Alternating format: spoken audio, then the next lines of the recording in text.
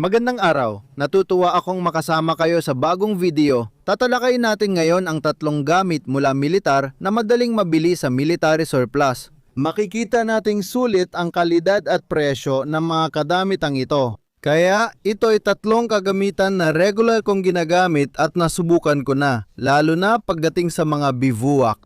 Ipakikilala ko sila sa inyo at tatalakayin natin ang mga pinakakapansin-pansing katangian ng bawat isa. Para sa huling kagamitan na kakaiba, magfo-focus ako sa isang gamit nito na kapaki-pakinabang sa survival na sitwasyon. Makikita nyo na pwede kayong makahanap ng mga gamit na ito bilang second hand sa military surplus o mga physical na tindahan. Yon ang layunin ng video na ito. May mga surplus online at iba pang website ng bentahan ng second hand na kagamitan na alam ng lahat at kapaki-pakinabang. Depende sa tirahan, posibilidad at oportunidad, huwag magpakulong. Kung interesado sa ganitong kagamitan, mag-research sa lahat ng paraan. Sige, magsimula na tayo ngayon sa unang piraso ng kagamitan, isa sa pinakamahalagang bahagi. Siyempre, dahil ito ay tungkol sa mga sapatos na parang katulad ng mga Rangers. Dahil nasa militar na mundo tayo, pinili ko ang Mendel, isang tatak mula sa Alemanya na malawak pa rin ginagamit sa hukbong Pranses. Kahit na maraming iba't ibang modelo at tatak ngayon dito sa Pransya. Ito ang mga sapatos na madalas kong gamitin buong taon, kaya puno sila ng magagandang katangian. May ilang kapintasan din, makikita natin dito. Ito ang pinakakaraniwang modelo, ang Desert Defense, kaya ito ay tinatawag na summer model. Ito ay mga sapatos na napaka-presko, pero maganda rin ang performance kahit sa taglamig natin. Sa France, makikita natin, hindi ito waterproof. Magiging waterproof lang ito sa mga baradong tubig na may lalim na 4 to 5 cm maximum. Kaya isa ito sa mga dahilan kung bakit mas pinipili natin ito tuwing tag-init. Kaya maganda itong mga sapatos panglakad para sa mga mabuhanging lugar, sa mga daan at sa mga patag na lugar. Kaya ang pangunahing katangian nila ay talagang matibay at kayang tumagal sa kahit anong kapaligiran, kahit pa sa pinakamahirap. Karaniwan, kapag nabasa talaga ito ng tubig, mababasa ka agad sa unahan, dito sa may dila ng sapatos sa harap ng paa. Ito ay isang modelo na may mataas na tadyang, kaya mataas ang pagkakagawa nito, kaya interesante ito. Dahil makakaiwas ka talaga sa mga problema ng pagkapilay. Sa karamihan ng pagkakataon sa gubat, ang mataas na tadyang ay napaka-interesante rin dahil pinoprotektahan ka talaga nito sa pangkalahatan. Ngayon, may ilang mga depekto gayunpaman, medyo mabigat pa rin ang mga ito. Mga 800 gramo bawat sapatos, kaya parang sapatos militar talaga ito na talagang kulang sa lambot. Bukod pa dyan, problema rin na medyo mataas ang takong para sa akin at pagdating sa suporta, hindi ito laging optimal. Kaya mahihirapan tayong gumalaw ng mabilis.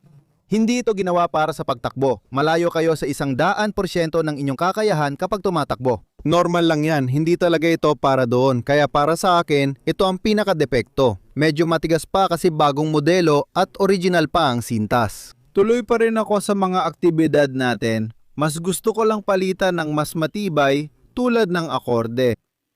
Hindi matatalo ang kalidad sa presyo. Bagong bili sa tindahan ay 200 euros, pero sa military surplus, kadalasan 100 euro lang, kalahati ng presyo.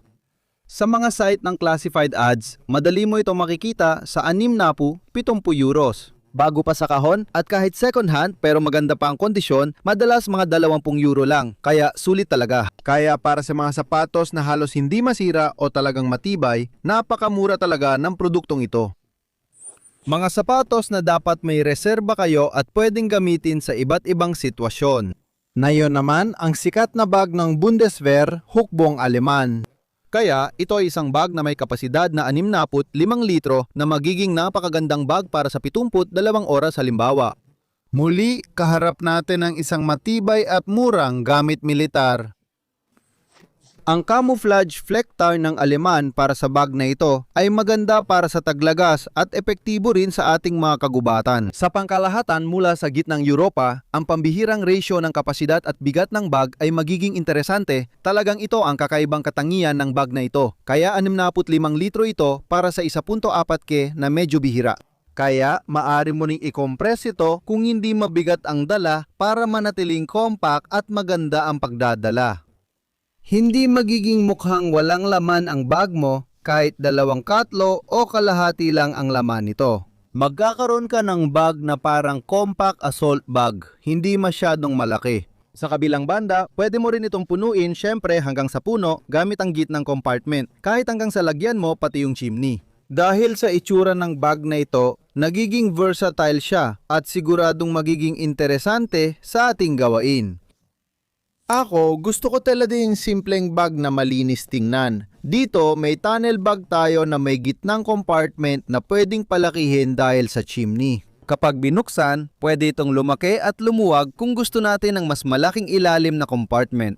Magkakaugnay ang dalawa, magkakaroon tayo ng bag sa kaliwa, bag sa kanan at bag sa ibabaw. Malalaki ang mga bag na ito at yung mga nasa ibabaw ay talagang kapaki-pakinabang. Sa bivouac, dito sa likod na bahagi, madaling maabot, may compartment na masasabi nating para sa mga dokumento, napakaganda dahil madaling ma-access at waterproof. Gusto ko rin sa bag na ito na may 2 strap. Pwede nating itali dito ang palakol, machete, malaking kutsilyo, tripod o iba pang gusto nating ilagay. Bagamat military bag ang base nito, ginawa talaga ito para itali ang mahabang baril. Maraming mga reproduction ng mga bag na ito na iba-ibang kalidad karamihan ng panahon. Kadalasan, wala itong maliit na bulsa dito na medyo mahalaga rin para siguraduhin ang mga gamit na ilalagay mo sa loob. Mag-ingat dahil hindi palaging magkatulad ang 2 compartment sa ilang replika, lalo na kung paano sila konektado. Kaya, nagkakaroon ng maliliit na pagkakaiba na hindi dapat balewalain at kailangan mong bigyang pansin kapag bumibili. Ngayon, ang mga bag na ito ay may panloob na patong dito na magpapagawa sa kanila na medyo hindi tinatablan ng tubig, halos hindi tinatablan ng tubig. Pero kapag talagang umuulan, mas mainam pa rin na gumamit ng panlabas na takip ng bag na halos walang bigat na kapag nasa gubat ka ay makakatulong sa iyong dumulas sa mga halaman at makakaiwas ka sa mga sagabal. Isipin nyo, maliit lang ang negatibong punto ng mga bag na ito at madaling solusyonan. Ang mga strap ay sobrang haba at nakakainis kaya kailangan talagang siguraduhin na maayos silang itali o pigilan. Pwede gamit ang strap, tape, goma o kahit ano pa. Isang interesting na bagay tungkol sa mga bag na ito kasi ang mga bag na ito ay napakalambot sa base, magaan, pero napakalambot din. Mas magiging komportable itong dalhin kung ilalagay mo yung kutson ng German Army na talagang ginawa para dito at inilalagay sa likod. Sa ganitong bahagi, kadalasan hindi ito kasama sa benta. Pero titingnan natin kung paano ginawa, lalo na para sa mga hindi pa nakakakilala. Meron kang special na lagayan para sa kutso na ito sa likod sa pangunahing kompartimento. Kaya, yung karaniwang kutson na madalas nating alam mula sa Aleman na hukbo na nagkakahalaga ng ilang euro, makikita natin na talagang practical ito. Pero itong kilalang kutson na ito, hindi sapat para matulog tuwing taglamig dahil mababa ang air value nito sa tingin ko. Kaya, ang thermal na kondisyon ay hindi gaanong mapipigilan. Pero mahalaga ito lalo na sa taglamig. Kaya itong kutson na napaka-practical naman sa survival. Para umupo, lumuhod o mag-imbak ng kahoy na ihahanda para mag-apoy halimbawa. Manipis ito, hindi tinatabla ng tubig at hindi sumisipsip ng tubig.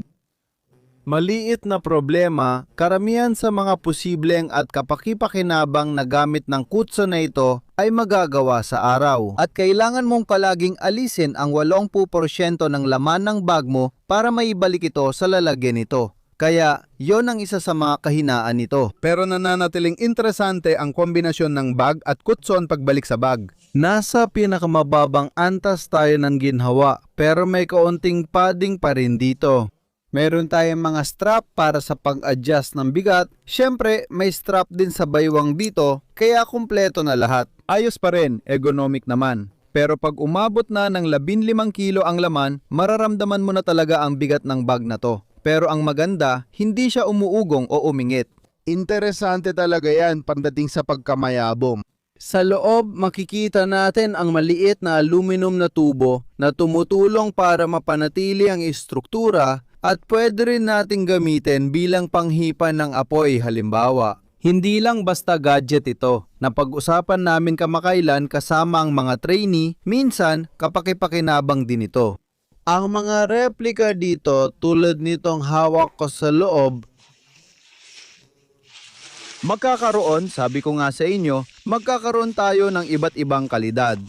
At para sa ilang euro, mga 25 o 30 euro para sa bago. Kaya sa modelong ito, mas matibay pa ang tela, mas hindi tinatabla ng tubig. Parang polyvinyl chloride coating talaga sa modelong ito. Kaya yon, positibong punto yon. Sa unang gamit pa lang, medyo napagsamantalahan na agad ang bag, kaya 3 araw na lakad yon.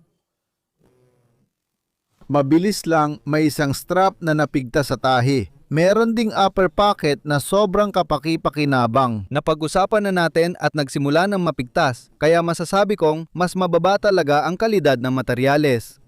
Mas mabuti kung manatili tayo sa orihinal na modelo. Balik tayo sa orihinal na bag. Madalas ko itong nagamit. Walang naging problema sa pagkasabit, walang punit, walang problema sa tahi, wala talagang issue. Kaya mas matibay talaga ang materyales. Itong isa, binili ko ng second hand sa 60 euro. Sa mga physical na tindahan, nasa 60 hanggang 80 pa rin ito. Para sa mga orihinal na bersyon, kadalasan second hand syempre. Kaya ito ay kagamitan na madaling makikita sa orihinal na bersyon, lalo na sa mga German na online na site. Nasa pagitan ng 50 at 60 euro. Matibay at matatag ang kagamitan, magandang kalidad sa presyo. Inire-rekomenda ko ito. Huling bagay ngayon, ang Sursac de Couchage ng hukbong Pranses. Ito ang opisyal na sursap na ginagamit pa rin hanggang ngayon. Ito ay may camouflage. Gitnang Europa, classic. Ang BCE ito ay isang proteksyon na maaari nating gamitin sa iba't ibang paraan depende sa temperatura ng lugar na kinaroroonan natin. At titingnan natin kung paano ito gamitin ng tagsibol sa kasalukuyang mga temperatura. Pagdating sa material, ang Sursac ay isang makapal na Gore-Tex. Ang Sursac kapag nabuksan na ay may sukat ng mga 2 tuldok 20 metro, 2 tuldok 30 metro halos at 82 sentimetro ang lapad. Mayroon itong pagsasara gamit ang zipper at velcro. May mga tahi na hindi tinatabla ng tubig at malalaking takip, kaya maganda itong proteksyon.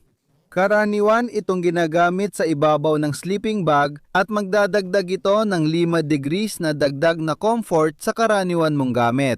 Kaya sa taglamig, hindi nito kayang palitan ng maayos na kutson na nagbibigay ng thermal insulation. Uulitin ko, ito ang pumipigil sa conduction. Sa kabilang banda, maiiwasan mo lahat ng problema sa convection. Ibig sabihin, lahat ng problema sa pagpasok ng hangin, pati na rin ang mga problema sa kahalumigmigan dahil halos hindi ito tinatabla ng tubig. Sa maraming pagkakataon, hindi na natin kakailanganin gumamit ng tarp o dagdag na takip kapag may mahihinang ulan, ambon o kahit hamog sa umaga. Pero kapag malakas talaga ang ulan, sa bahagi ng zipper kadalasan magkakaroon pa rin ng tagas kung talagang malakas ang buhos ng ulan. Meron din kayong hood na pwedeng gamitin para itupi ito at gawing compact gaya ng nakita natin sa simula.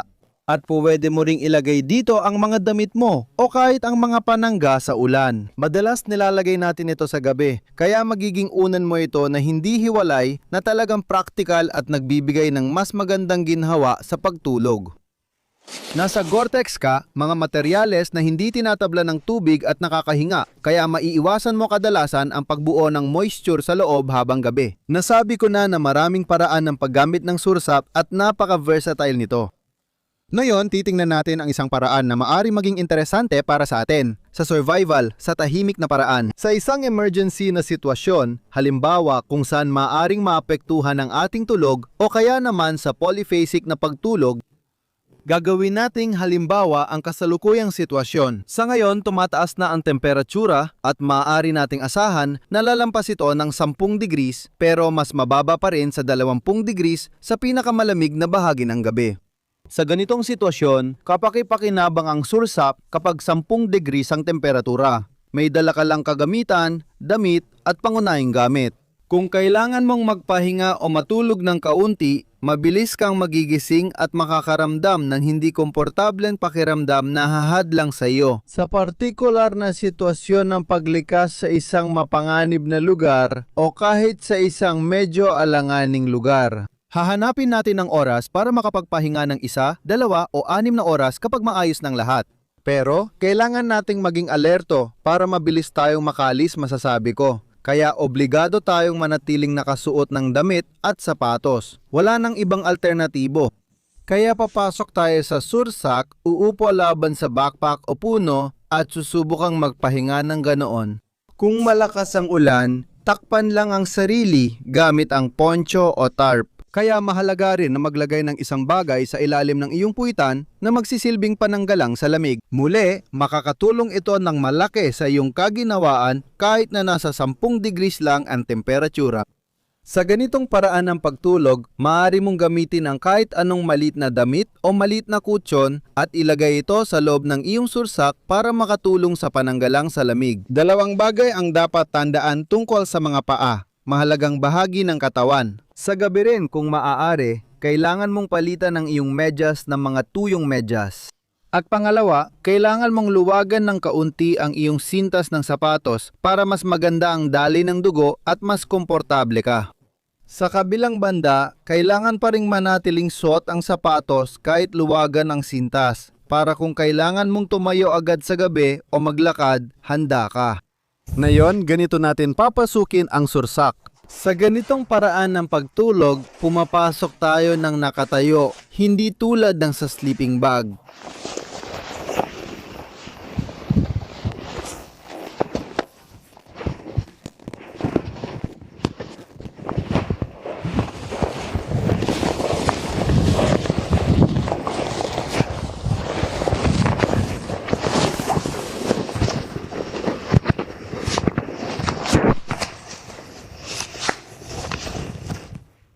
Depende sa gamit, pwede ninyong isama ang ilang kagamitan na mas mainam protektahan.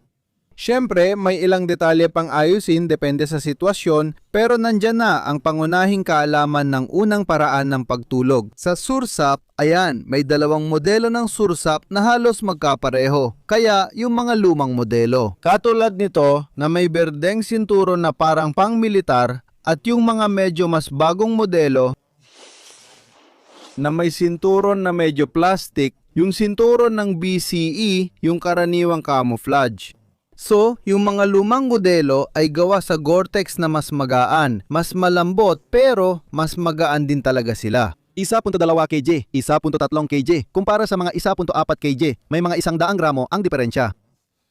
Pero sa pinakapundasyon, pareho lang ang gawa ng sursap. Makikita nyo ang dalawang modelong maganda ang kondisyon. Karaniwang nasa 30 sapid 50 euro ang pinakamataas na presyo ng sursap na nakablister sa mga second-hand website, ngunit madalas mas mahal pa. Normal lang yon sa military surplus, kaya ganon. Talagang dekalidad ang gamit na to, professional, at magagamit sa iba't ibang paraan at kombinasyon ng pagtulog.